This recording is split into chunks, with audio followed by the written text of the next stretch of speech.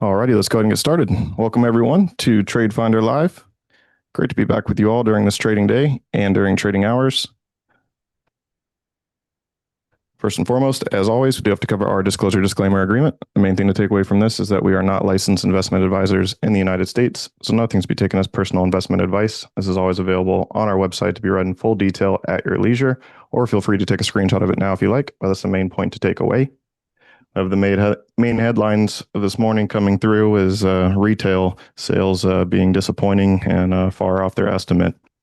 Just an overall disappointing holiday season on the consumer side, and a number of other topics, of course, with the Trump Commerce Secretary Lutnick admits visiting and the Epstein allegations and everything that's been released with that recently. So tons of controversial topics to get into amongst many other, of course, sectors that Rob will be covering. So, and very excited to interact with you all as always. And of course, Rob, very excited to hear your insights. So let's go ahead and kick off. How you doing?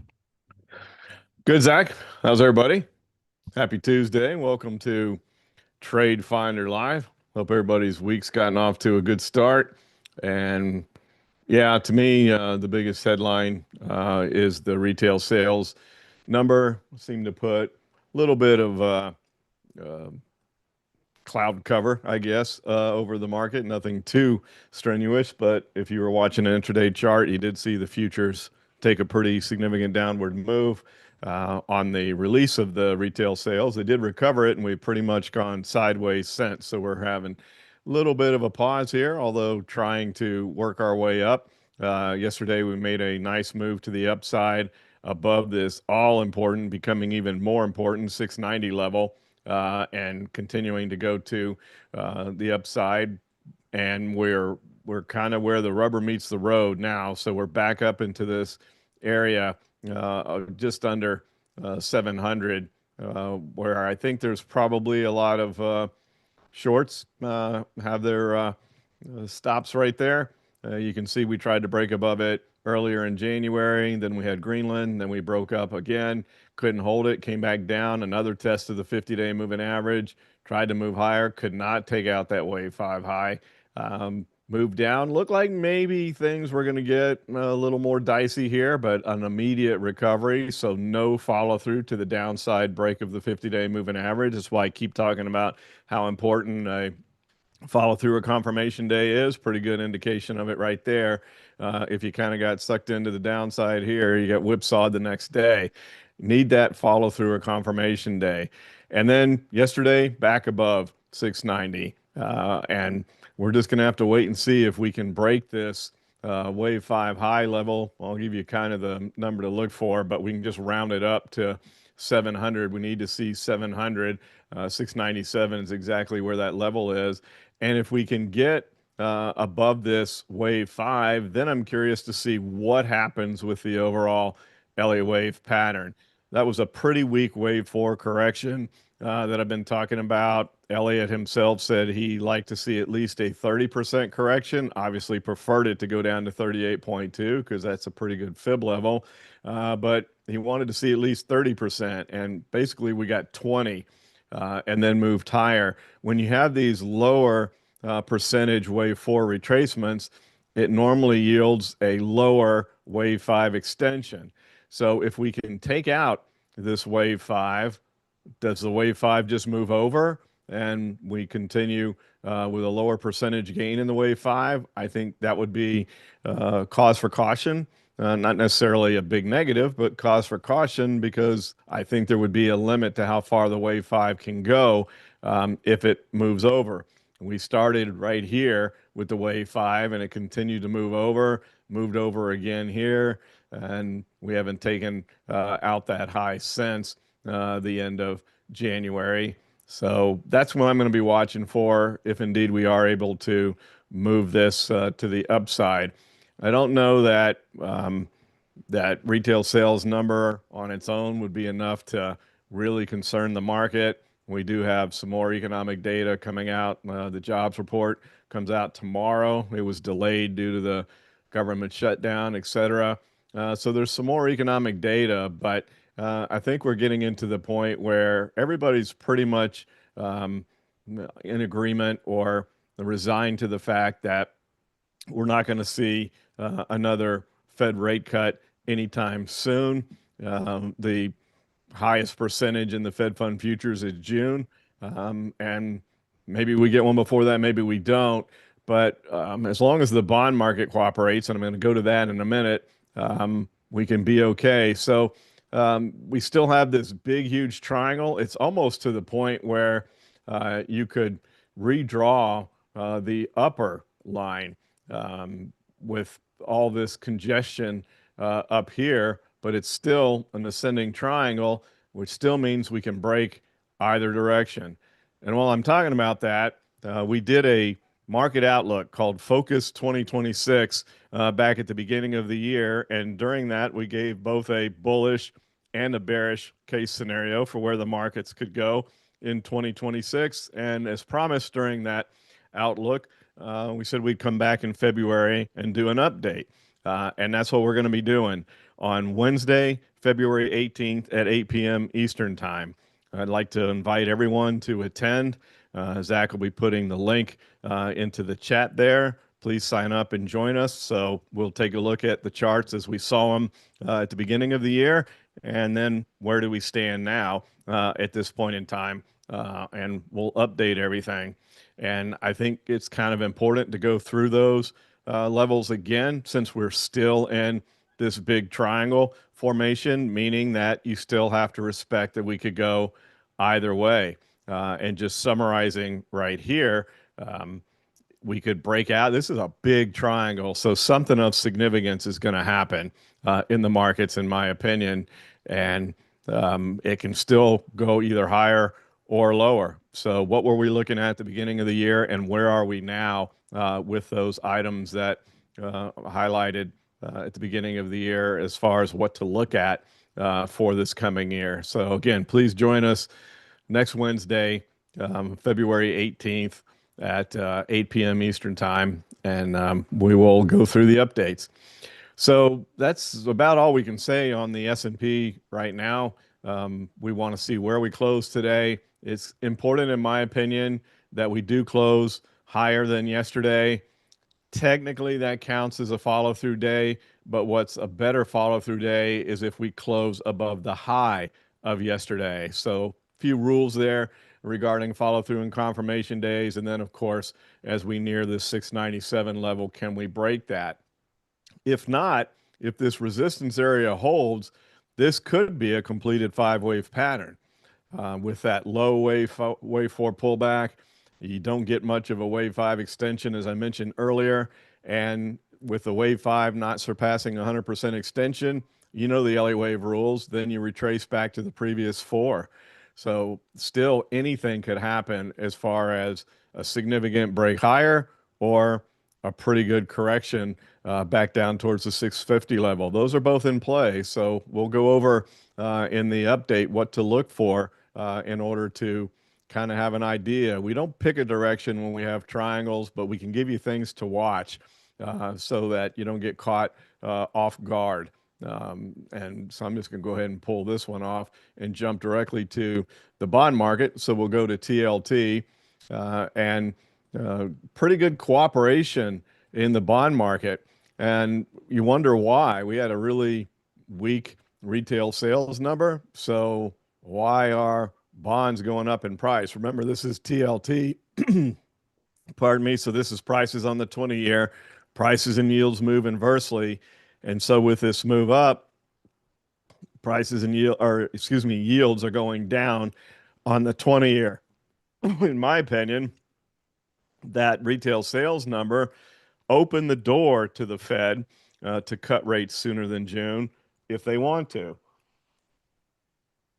So, that kind of gives them room if they want to make another cut to actually cut. And this is kind of an example here. Even though this wave 4 went to 30%, the wave 5 only extended 42%. Clearly, that was the end of the 5-wave pattern, as we've almost retraced all the way back to the previous 4 already. Breaking back above that 50-day moving average, I think, is key. And when an LA wave pattern ends, when the fifth wave ends and you finish the retracement back to the previous four, that's the one area where, as far as Elliott wave, you kind of go on pause and wait for the market to tell you where the next impulsive move is going to be. It may very well start before we have that focus update next Wednesday. So we might have an awful lot to talk about during that meeting, during that webinar. So help from the bond market here, but let's see what's going on in TNX.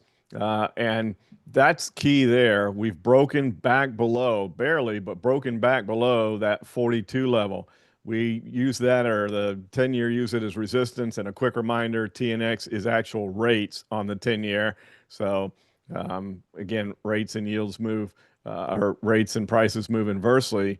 So you're seeing rates come down on the 10-year as well, just like they are on the 20-year. So rates coming down today, helpful to the equities market, especially in the tech sector, even though everything is pretty much just kind of ho-hum today, not a whole lot happening all in all across the board. So can we stay back below 42? Because we have the 50-day moving average right here, which may act as some support. But a lot of traders in the bond market watching 4.2% on the 10-year. They really focus on the 10-year more than they do the 20-year. I just show the 20-year to give an idea of where we're going a little further out on the yield curve. But the 10-year is key. And watching this 4.2% level, if we can maintain being below that and start to break back down, again, very supportive of the equities market from that standpoint. And as I just said with TLT, my opinion on why yields and rates are coming down, because they've been stubbornly high, not real high, but higher than they've been, and just sticky, as they say. Are they borrowing the phrase from what they were talking about with inflation being sticky? Yields have been sticky as well. Maybe this is the break we need to start to hear a little bit of chatter of an earlier rate cut. Maybe that gives ammunition to break out of the ascending triangle in the SPY and move higher. If we go to look at the dollar is moving lower on that. You would imagine that with yields going down, that we would go lower. And I talked about this yesterday in our Evo Trader Live session for subscribers at Evo Trader, that this wave 4 here, right at a 61.8% correction, was concerning to me. I did not like the free fall in the dollar here, but we did hold right there at the previous wave 5 low. I thought that was important. Used to people make fun of me because I would say the phrase, I don't want to lose the dollar all the time. And it looked like that was in danger right here. And the reason I say that is it really that harmful to the equities market if the dollar goes down? Not directly. But what can happen is if the dollar starts to sink too far, and we do have some support down here at 90, and it wasn't, the end of the world for the equities markets. But if we start to see the dollar come down too far, other countries are already worried about the debt load that we have.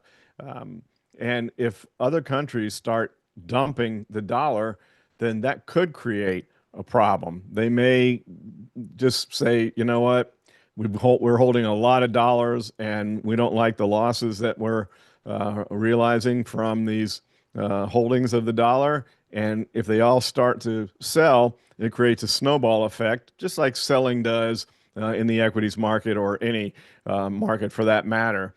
Selling begets selling, as they say. So we're going to keep an eye on this. It looks like for now that wave 4 is holding. So it was right at 61.8. It was right at the 50-day moving average. A lot of things that could start to propel the dollar lower. Now the tap box, and somebody asked me about this in the U.S. market update and said, could you please talk about that a little bit more when you're showing charts? And I kind of just reference it without getting into too much detail. So I'll do that a little bit more as far as detailing it. It stands for time and price projection. It's part of the LA Wave algorithm that gives you a bit of a forecast of where a wave 5 extension could go based on everything that's happened in the first 4 waves. And then it also gives you a rough time frame of when that could occur. And so it gives you basically um, 3 lines there, with the midpoint being the highest percentage chance. And then this wave 5 in the software. And by the way, in the software, you can uh, adjust this if you would like based on your preference. The software is from hub.com. You've probably all heard me say that. If you haven't gotten a copy of it, I don't know why. It's free. The Elliott wave signals are free. They're programmed exactly as Elliott wrote them. Why wouldn't you want to have that? You do have an opportunity to subscribe to the AI signals. Last week's case study consideration was an AI signal. That worked very well, very quickly. We'll do another one today. So you can subscribe to those if you want and get a bunch of them, or you don't have to. You can still get the software for free and the Elliott wave labeling for free without subscribing to the AI signals. But this tap box can be set up one of 2 ways. It can be set up on Fibonacci levels, which that's how mine's set up. That probably wasn't a big stretch for you to understand. Big believer in Fibonacci levels. Elliott was a big believer in Fibonacci levels. He was a great mathematician. So if he was so adept in math and felt that the levels were important, I think they're important as well. Or if you just like plain old statistical probability, you can change this setting for the tap box from Fibonacci levels to statistical probability. And you just come up here and you go to Elliott wave, click on the key there, the gear, if you will, and then there's the tap box. And you can see the time calculation is based on Fibonacci levels and the price is calculated on Fibonacci levels. If you want to change it, just hit that drawdown arrow and you can change it to statistical probability, which does give different readings. So promised that I would talk a little bit about this in the U.S. market update. If you haven't watched it, please go watch it. I mentioned that when you leave comments, I read them all. I respond to as many as I can, time and travel permitted. And so that was a comment there, and I followed through with what I said I would do. So that's the tap box. Now, if that could hold here on the dollar, that'd be great. I would be a little suspicious that maybe we could even break below that with that support down at 90. But if we could hold in here, I'd feel a lot better about that for the reasons that I mentioned. Not that it's that concerning to me if the dollar weakens. We just don't want to go into free fall and have that snowball effect of selling. That could create a lot of problems in a lot of different areas that we'll go into another time.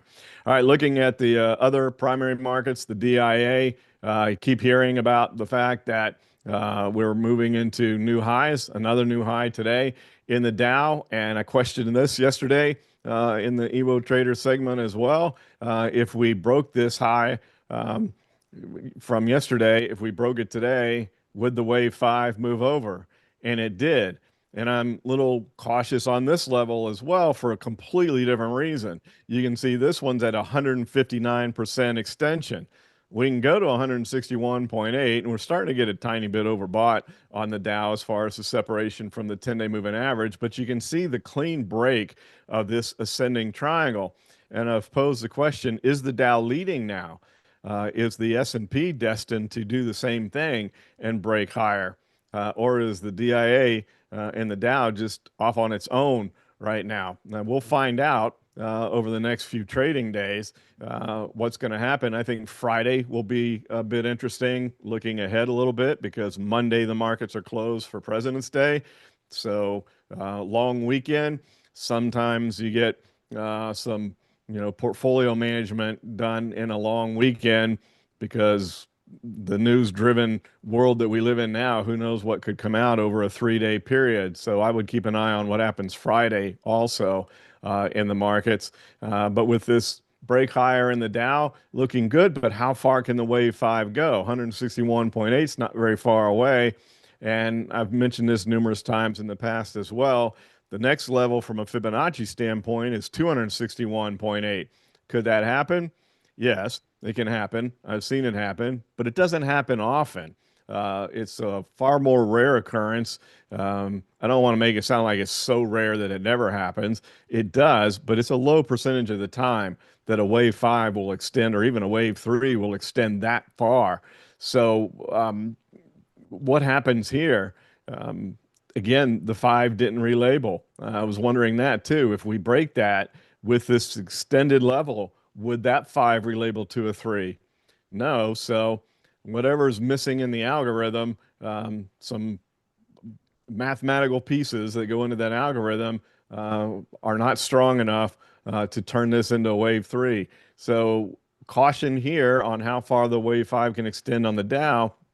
Just as I was cautious on the SPY, you trade what the market gives you. The trend is your friend, has been a long time saying for a reason, but it's also prudent to not get too carried away and not get too aggressive, understanding that these levels that we're at could reverse at any time. So we could extend and that five relabel to a three. The SPY could break out and relabel to any of those things could happen, but we could also go the other way. So just don't get greedy at this point in time. Baby steps, take a little bit at a time, and maybe be a little quicker to take gains rather than staying in for a long time at this point. The cues here, we can see that they are trying to break back inside its ascending triangle. We didn't break out of it yet, like we have the Dow and are trying to for the third or fourth time on the S&P.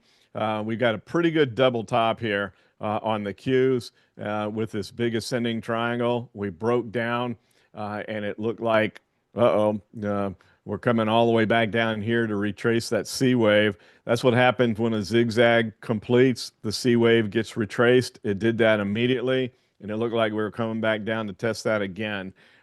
But we went to the 100% extension, which is this second extension level. When you have 38.2% B wave correction, your target is 61.8 on Fibonacci ratios. And then if you break above that, you go to the next fib level, which is 100%.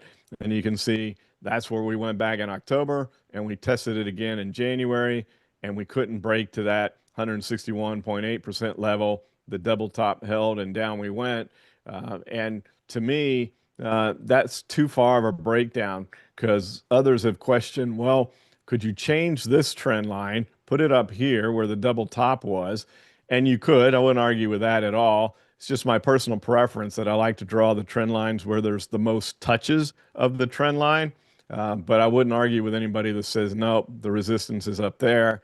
But drawing the triangle from below, you either have to carry it way out and make it a very long extension, which brings us to May or even June. And I just don't think that that's where that trend line needs to be of the higher lows. I think we're here and we look at this as a false downward breakout. Could be a head fake, or it could be that we broke out and are testing the breakout and could still turn and go back lower. Or maybe we're going to get back up into this area and then break out on the Qs above 630 or 640. Again, wherever you want to draw that trend line. So that's my preference, is to keep it this way. I don't know, maybe that's what happens. Maybe we just go sideways in the Qs for a couple of months. If that happens, then I would think, all right, well, maybe that lower trend line does need to be drawn out much further out in time. And we're going to be building in this triangle for a number of months. That just doesn't look as clean to me. I like symmetry in patterns, whether it's a five-wave pattern, a zigzag, a triangle. I like them to be well constructed and symmetrical. And so that plays into where I draw trend lines. From time to time, people will say, well, I don't necessarily agree with where you've drawn your trend lines. Fine. I draw them the way I see them and the way it makes most sense to me. And I always welcome opposing opinions. Zach's going to talk about that when we get to our case study this week at the end of this webinar. Opposing opinions are good. That's what makes the markets. If there weren't opposing opinions, there'd be no markets. If everybody viewed things one way, then nobody trades. You have to have both sides, a buyer and a seller. And I welcome any opposing views on anything I say, as long as it's done in a respectful manner. I've been doing this for a long time. I know a lot. Don't claim to know everything, and I'm wrong oftentimes. I'm right a lot. I'm wrong enough to not get big headed about it. So I'm here for free to share what I see and hopefully maybe further your own education with the experiences that I've had. But in no way, shape, or form do I feel like I'm always going to be right. The market will humble you as soon as you get an ego in the world of trading. As soon as you start to think that you're the cat's meow at trading, the market's going to rise up and say, now let me show you who's boss. All we're trying to do is the best thing we can do to put an edge in our favor in reading what the market is doing and what the market is telling us. Market's king. This as simple as that. And now let's go to the IWM and we'll take a look there. And got a pretty good movement here on the IWM back to the upside here. We got a little too vertical here. People got pretty happy with the IWM, and so we came back down, came right back down to hold that A wave, which was key. So in looking at the zigzag pattern here, you know I love zigzags. I think everybody should get a working knowledge of them, whether you want to trade according to them or not. It would certainly be helpful in your trading toolbox to at least know when there is a zigzag and what the targets are. If you know, again, you don't have to make your trading decisions based on it, but it's another feather in your cap, if you will. 38.2% B wave correction gives you the 61.8% expectation. We got there. The next level for an extended level is 100%. And it looked like we were going to get there rather quickly. But again, it just went up too far, too fast, came back down, held that A wave high, which was key. And now we're building again. And maybe we can do it on more of a 45-degree angle, which is more sustainable. But here we go again with an issue that we have. The same issue on the IWM that we have on the DIA, 184% extension on that wave 5. Is it going to go to 261.8? Will it add another one into, you know, a very small pool of waves that have gone that far? Maybe it could do it, but you know, you got to play percentages as well, and the percentage of that happening is smaller if that doesn't relabel.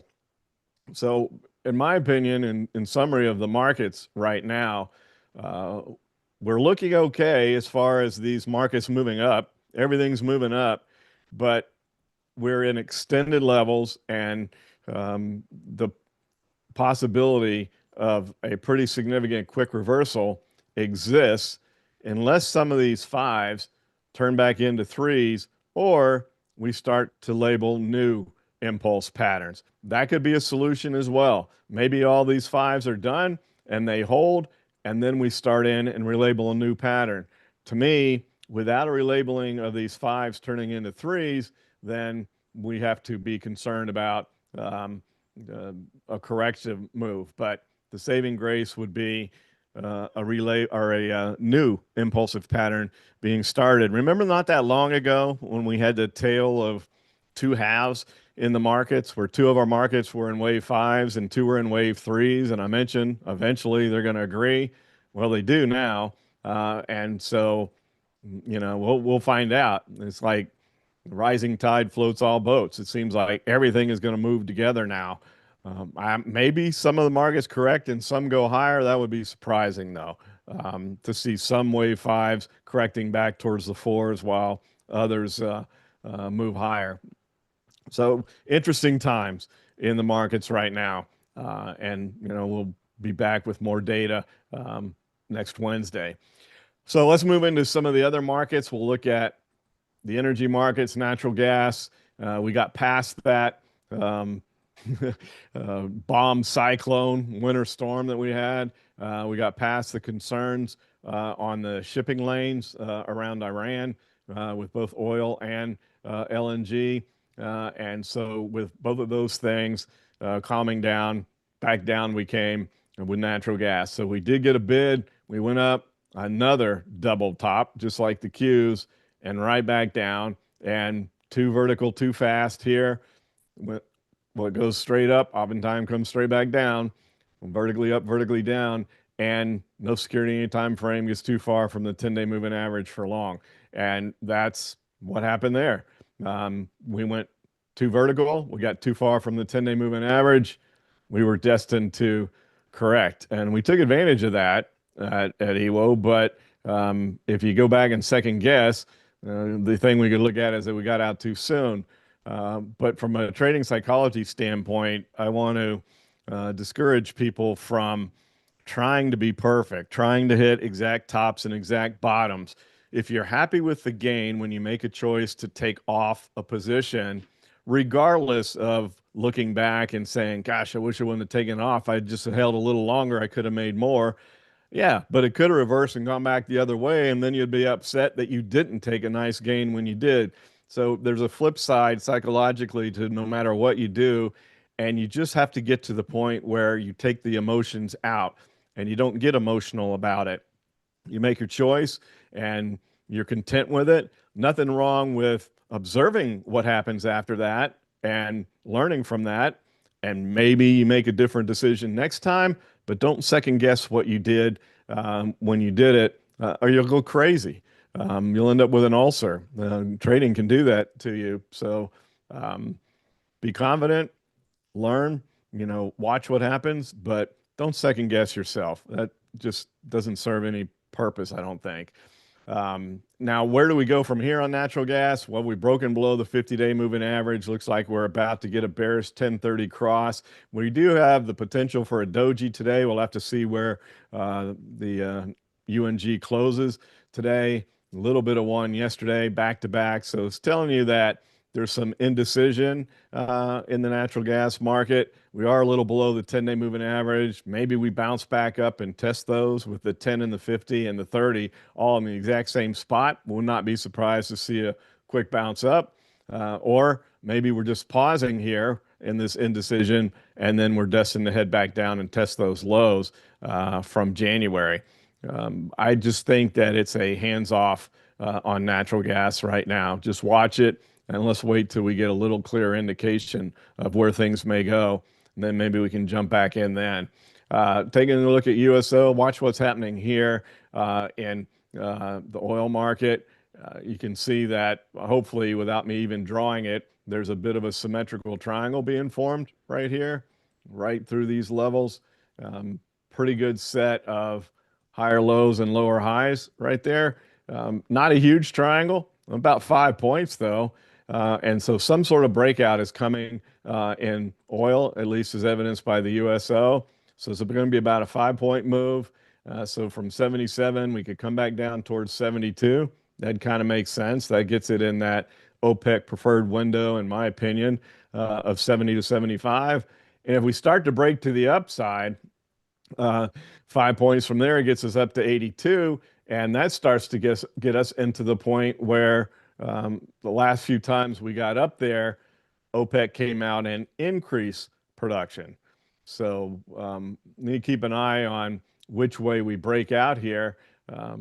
Now, some of you may be thinking, okay, well, if there's a triangle there, why don't we do a strangle on USO? Would be a good thought, except one of the rules in creating these is you need about a 10% move. So the way you figure that is you measure from the low to the high in the mouth of the triangle, the mouth of the wedge, and then that's about the price movement you're expecting from the point of the triangle. And you want that to be at 10% or more of where that security is trading. So if it's a 5-point triangle, but we're at a $77 price level, that means we want nearly 8 points of potential breakout to put on a strangle that gives us the kind of potential reward that we look for, the range of reward that we look for in the strangles. And if it's below that, you either don't do it or you accept a much smaller gain and get out because those levels hold pretty well. When you break out of a triangle, it goes to that point, and then that's a point of resistance or support depending on the directional breakout. But something's going to happen, few points on the USO in a not too distant future. If we move over to the crypto market, you can see that BITB is basing here. We got down, we had a little bit of a bounce, and we're kind of holding here. Tom Lee came out. A lot of people are saying that they feel like perhaps this was the bottom in Bitcoin, and we could turn and go back to the upside. If this wave 5 pattern is over, we went right smack into the middle of the tap box. The key here is that it did technically break 100% because that's the rule. If the wave 5 extends more than 100%, you don't necessarily go back to the previous four. You bounce back up to the 61.8% fib retracement level. But boy, just barely broke 100%. So does that count? If I had the chance to ask Mr. Elliott, that's one thing that I would want clarification on. How do you view that? So I guess we just wonder if this wave 5 holds. Until it does, I think you could be cautiously bullish on BITB, but don't necessarily have the exit being all the way back to the previous four. So we are below the 10-day moving average. Maybe we bounce back up, consolidating pretty well here on this drop. But the other side of the coin is we could be consolidating here and getting ready to mount a bounce higher, or we could be consolidating, letting the 10-day moving average catch up because we got oversold, and then we're going to go lower. So, take your favorite, pick your poison, I guess, if you want to do anything with BITB. I will say, talking about symmetry, that's about as symmetrical as you'll see a wave 5 pattern. That was pretty darn good. Maybe a little too extended sideways here, but really not bad. And maybe we do start to bounce back up towards the four. But I think the fact that we're still below the 10-day moving average bears watching, and again creates that word caution. And you don't want to feel a little bit better about a bounce until we're able to take back above that or move back above that 10-day moving average. The separation between the 10 and the 50 there is another sign that maybe a little bit of a bounce is coming. And then Ethereum, the ETHW, once again, nice symmetrical 5-wave pattern. Also trying to hold here, also below the 10-day moving average. So everything I just said about BITB, just copy and paste for the ETHW. All right, with that, Zach, we'll go ahead and open it up for some questions before we get to this week's case study consideration. Sounds like a plan, Rob. Excuse me, we'll get right into it. Start out with a question here on KN. KN. We did take a little bit of a leg down in the futures. Not massive, but a little bit of a leg down while I was talking. So keep an eye on that. We're kind of back to where the lows were following the release of the retail sales number. So KN, nice move higher here. Did have an AI signal. We've already hit it, even though it was only a 68% level. That's why this little pill area here is gray. 75 or above, and that's green.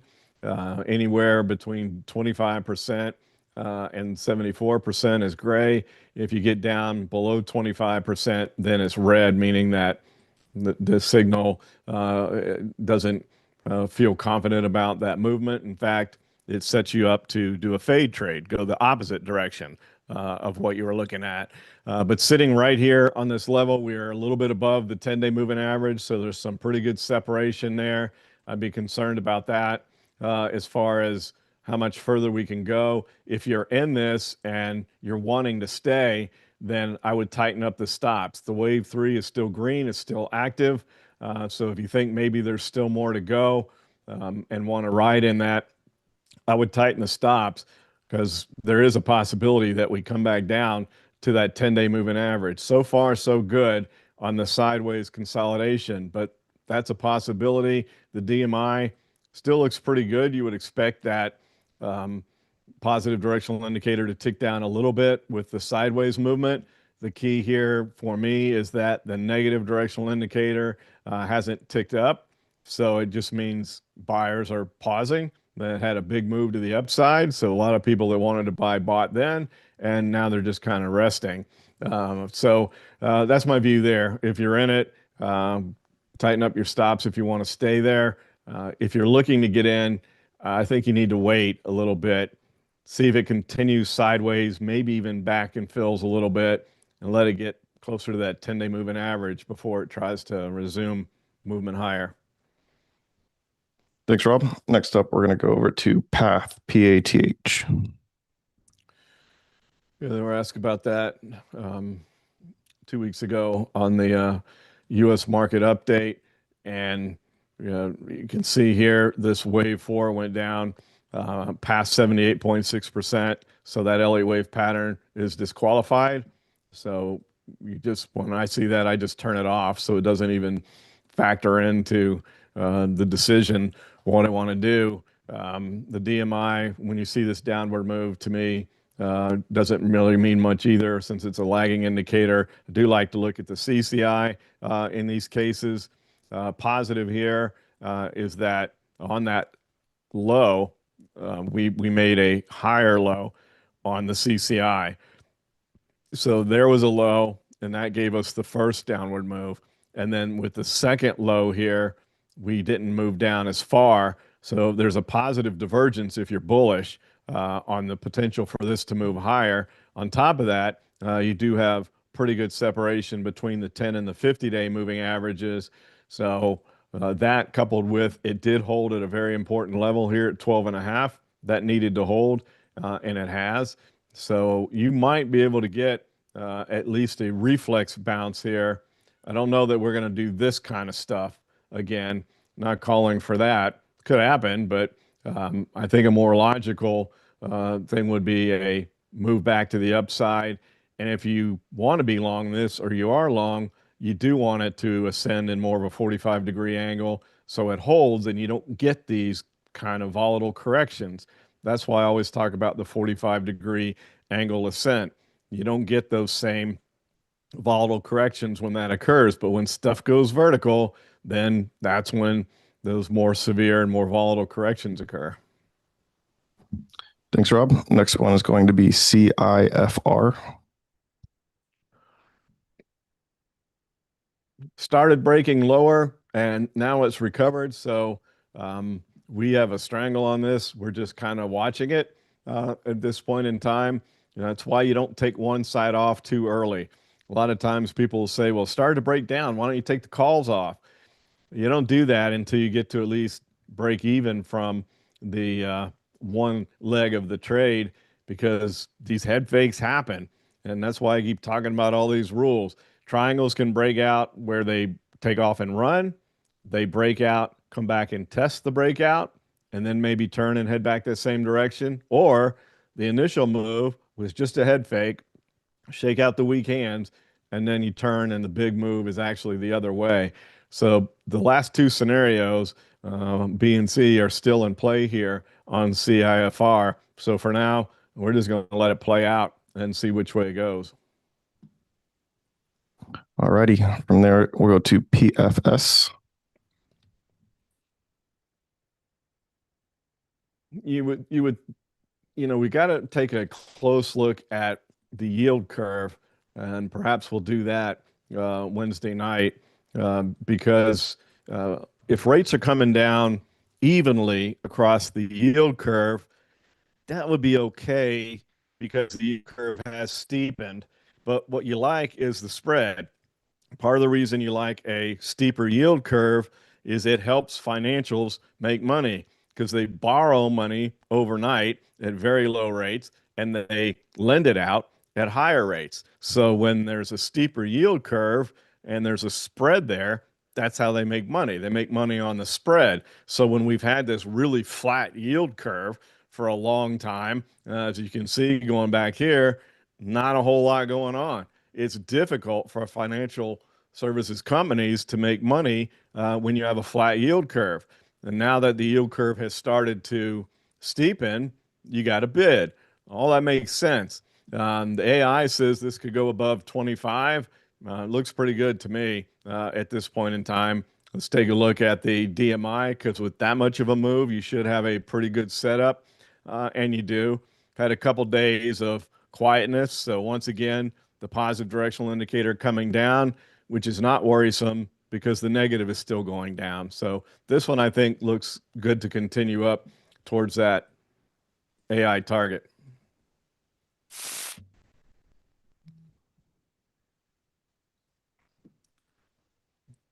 Just had a hissing sound there, Zach. You might have lost your mic.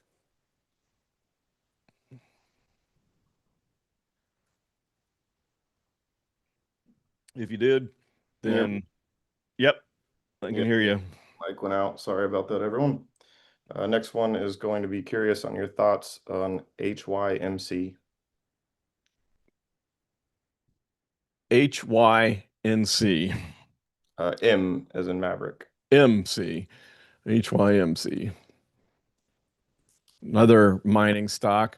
The metals taking a little bit of a break today, but I guess we didn't do gold and silver, did we? But we can cover that here. They're taking a little bit of a break today. I don't think the move is done in the metals. I would be much happier to see this wave 5 move in the metals be more of a 45-degree angle, and that could be helpful to these mining stocks. Now, I'm not too familiar with all of the mining stocks, so I don't know which ones are crypto miners and which ones are metal miners, but this would appear to be a metals miner of some kind. Again, started up nicely and then went vertical. So we came back, we corrected the vertical part, came right back down to where we were in more of a 45-degree angle. That's held so far. I just would want to see it get above the 10-day moving average again and then ascend on that 45-degree angle. So for now, that looks like a pretty good setup. I'll turn the LA wave back on, and with 40 right there, I would want to see it clear the 10-day moving average and 40. We had a nice 50% correction. We're right at the 50-day moving average. So this is a place that could hold. I think this one is worth a look to go higher as well. Question on FTI for far up. Are we going? How far up are we going with it? I believe. Yeah, that's probably the question. It did hit the AI target already. So with that, oftentimes for some weird reason, they'll hit these AI targets and go sideways for a while. I see that a lot. It doesn't always necessarily mean that's the end of the move, though. So maybe we get some more of this kind of stuff where we went sideways for a while before taking another leg higher. And now that we've hit that target, maybe we go sideways again. We are a little above the 10-day moving average, so it wouldn't surprise me to see some backing and filling. But what concerns me more is you can see the angle of the 10-day moving average going up, and it's a higher than 45-degree%. And then we're also starting to get some separation between the 10 and the 50-day. So I'm feeling like this one is more near the top than has a lot more to run. Could it go further? It could. I don't think it's going to be a significant amount higher, though. So if you're in it and you want to stay in it, I would tighten up your stops. And if you're looking to get in, I think it's too late for an entry at this point. Question on IREN invalidated the impulse, then the zigzag. So should this revert to the start of the zigzag at 75? Yeah, we might have a downward zigzag here. Yeah, that looks more like a downward one. It looks like it wants to go lower, but it does have a lot of support here at 40. So I wouldn't jump in yet. You're getting a bearish 1030 cross right there. So this is starting to look a lot more bearish, but you want to see it break this low. And then if it breaks that low, then we're really close to that A wave low. And maybe just a little patience watching this. If it breaks 40, because there's a lot of support there, I don't think the A wave low holds. Maybe it does, but I wouldn't think so. There's a lot more support there at 40 with all this history than just the A wave point.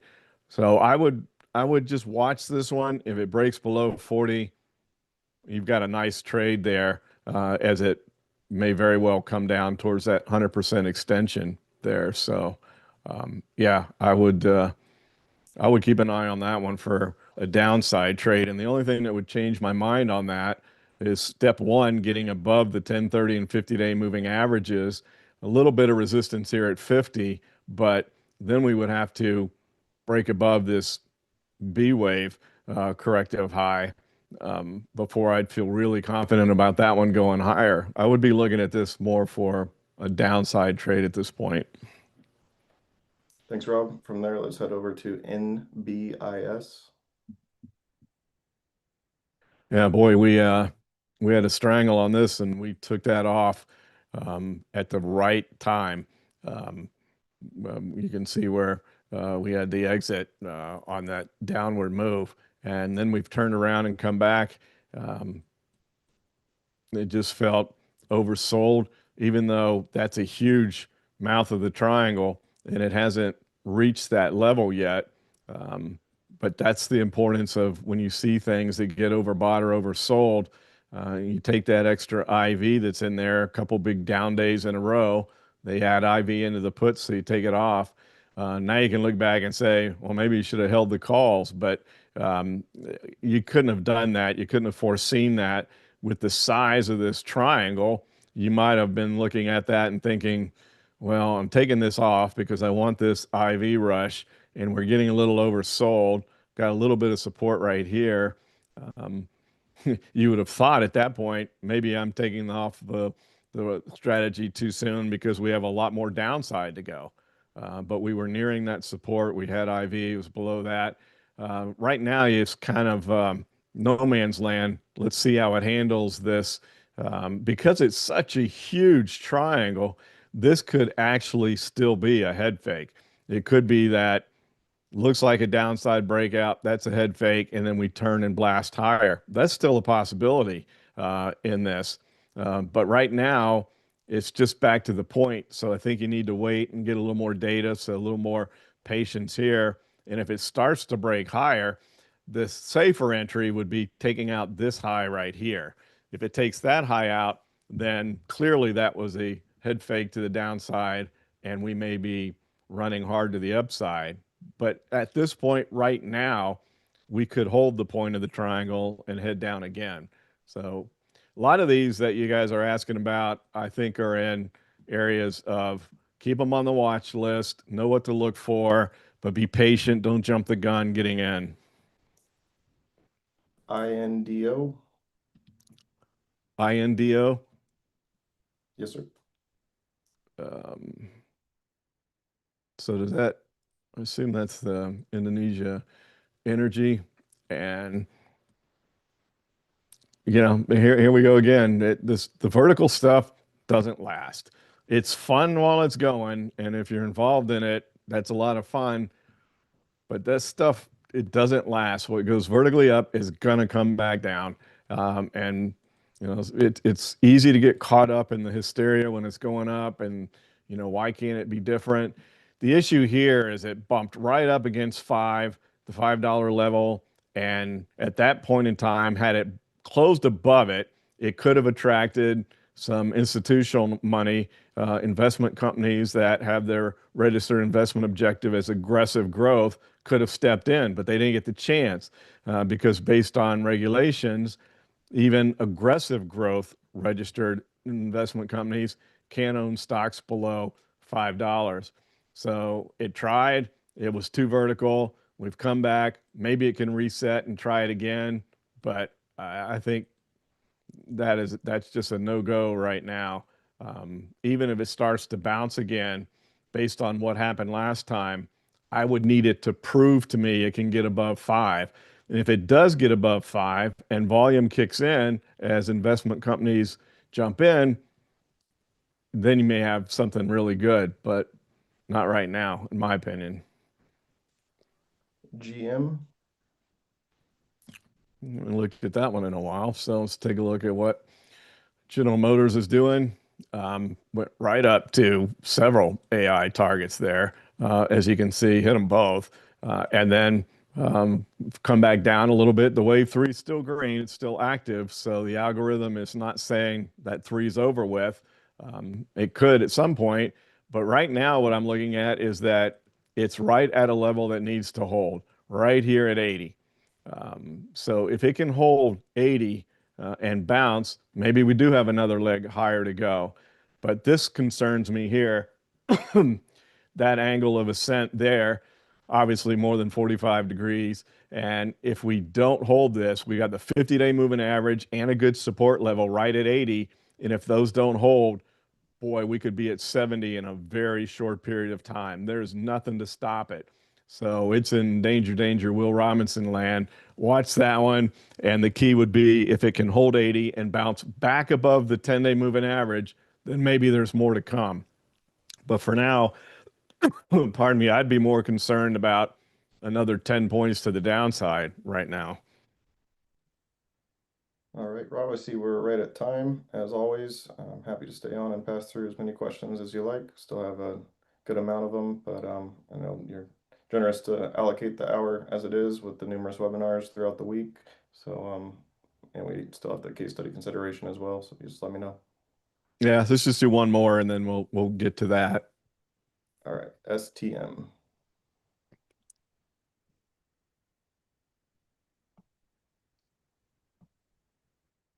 Whew. Talk about vertical. There's your definition of a vertical move right there. Um, it's the AI score is really interesting at 73%, but not after a big gap like that. It is getting some follow through today, but that is way too far from the 10-day moving average and way too vertical for me. So I would look at this, keep an eye on it, and if it does calm down a bit, backing and filling here, let that 10-day moving average catch up. Maybe we could be set up to go up to that AI target price because it did break a major point of resistance there at 30. That was key. You can see that there were stops there or shorts, had their stop losses there. And so as soon as it broke above that, they had to cover their short positions, and that gives you that big spike higher. If we look at the volume underlay, you can see an example of it right there with this big bar. So that was telling you there was short covering in addition to buying that occurred there. So the shorts got forced out, and there's a little follow through today, but too far, too fast. Keep an eye on this one. If it can reset itself, maybe even come back down into this area, let the 10-day moving average catch up, then maybe it takes its second leg higher. There's always a chance it could go vertical till it hits this, but it doesn't go vertically for long and before it comes back down. So let's see if we can get a little sideways stuff for the next couple of days, and then maybe we can jump back in at that point in time. All right, so this week's case study consideration is going to be on CSX. Um, it is an AI signal. Um, you can see we are a little above 45 degrees, but we're kind of crawling up there, which helps a lot. It's only a 2-point move from here. It's a pretty solid AI score, and that ADX is showing there's a lot of strength to that move. So it's kind of a quick move, but that's going to be it for today, for today's case study. So CSX moving up to 43. Thanks, Rob. Is that going to be an official idea or is that going to be a post for this week? Now to be an official idea because it's an AI score and has confirmation, but just give a real quick, you don't have to go into the social media aspect this time. We'll do that next week. Okay, sounds like a plan. I'll take over the screen now here.